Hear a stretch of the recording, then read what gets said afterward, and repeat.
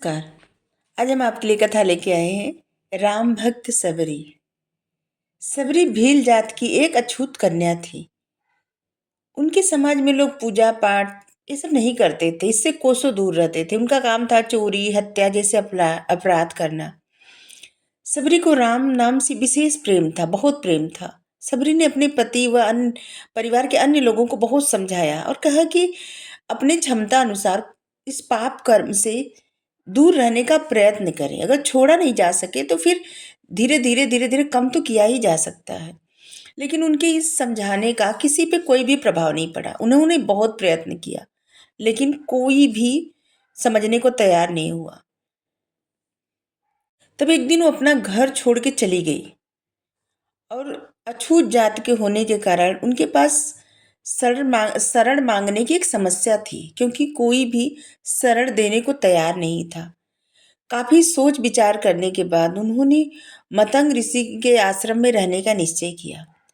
मौका पाकर वह ऋषि के आश्रम में पहुंची और आश्रम के अंदर प्रवेश करने का साहस नहीं जुटा सकी, और वहीं दरवाजे के पास गठरी सी बन के, मतलब होता है ना कि परेशान हो कि इंसान एकदम ऐसे बन के बैठ जाए कि जिससे उसको कुछ समझ में नहीं आए, या फिर छुप रहा हो खुद ही से, ऐसा भी ऐसे बैठ गई। काफी देर बाद उस स्थान पर मतंग ऋषि आए। सबरी को देखकर चौंक पड़ी।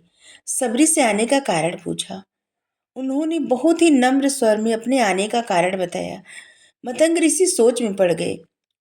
काफी देर बाद उन्होंने उन्हें अपने आश्रम में रहने की अनुमति प्रदान कर दी। सबरी अपने व्यवहार और कार्य कुशलता से बहुत जल्दी ही आश्रम वासियों के प्रिय बन गई। जिस दिन उनके पति को पता चला कि मतंग ऋषि के आश्रम में सबरी जी रह रही हैं, तो एकदम आग बबूला हो गए।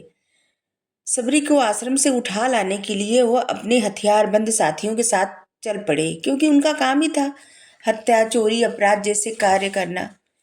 वो भील जाति की थी, और वो लोग जंगल में कुछ ऐसी जनजाति होते हैं, ये पहले होता था, अब थोड़ी है, अब तो सब एक है। मतंग ऋषि को इसके बारे में जब पता चला तो सबरी दोबारा उस वातावरण में नहीं जाना चाहती थी।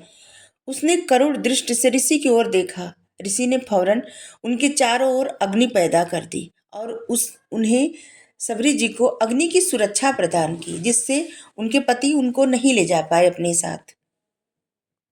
उनके पति कोशिश तो बहुत किए थे, लेकिन आग को देख के डर करके भाग गए। अब कोई आग को पार करके कैसे छू सकता है किसी को, बस इसी तरह वो डर करके भाग गए। और इस घटना से सबरी को बहुत ज़्यादा अच्छा लगा, और वो एक कदम और भक्ति की तरफ बढ़ाने लगी।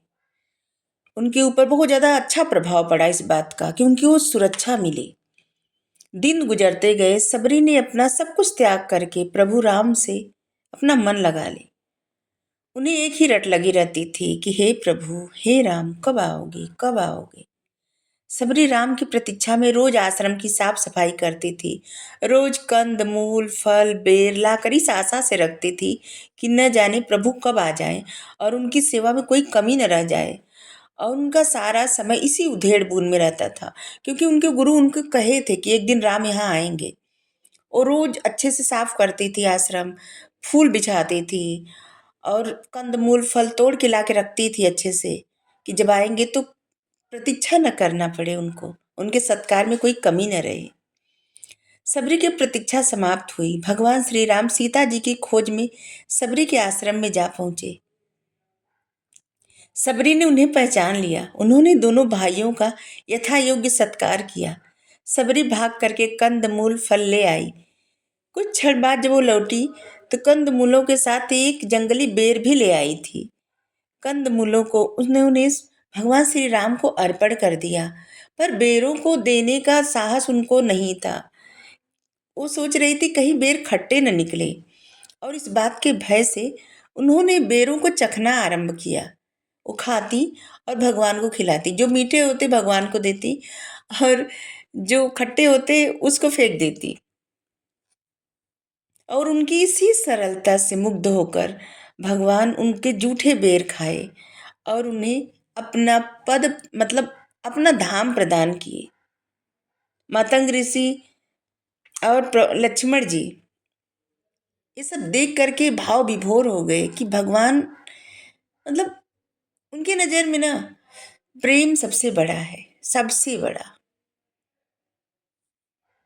ये कहा जाता है भगवान सिर्फ भाव के भूखे हैं। किसी के कुछ चढ़ावा चढ़ाने से, किसी के भोग लगाने से, किसी के बहुत कुछ करने से उससे उनको कोई भी प्रभाव नहीं पड़ता। लेकिन सच्चे हृदय से पुकारना और सच्चे हृदय से उनको याद करना, सच्चे हृदय से कुछ भी अर्पण करना है, एक तुलसी पत्र अर्पण कर देना, एक बेल पत्र अर्पण कर देना, बस। जबकि सब कुछ उन्हीं का है, फिर भी वो प्रसन्न हो जाते हैं। Thank you. राधे राधे।